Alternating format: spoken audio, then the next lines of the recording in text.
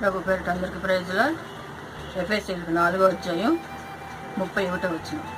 సమస్తమైన ద్వేషము, కోపము, క్రోధము, అల్లరి, దూషణ, సకలమైన దుష్టత్వము మీరు విసర్జించుడి.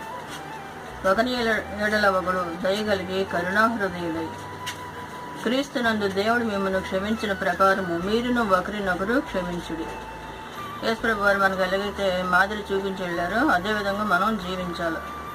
ప్రభుని నమ్ముకున్నాం అని చెప్పి ఎదుటి వాళ్ళని క్షమించలేకపోతే అది మంచిది కాదు. క్షమించే హృదయం ఉండాలి, కరుణ హృదయం కలిగి జాలి హృదయం ఉండాలి, క్షమించే మనసు ఉండాలి. ఇవన్నీ లేకపోతే దేవుడు మెచ్చుకోడు.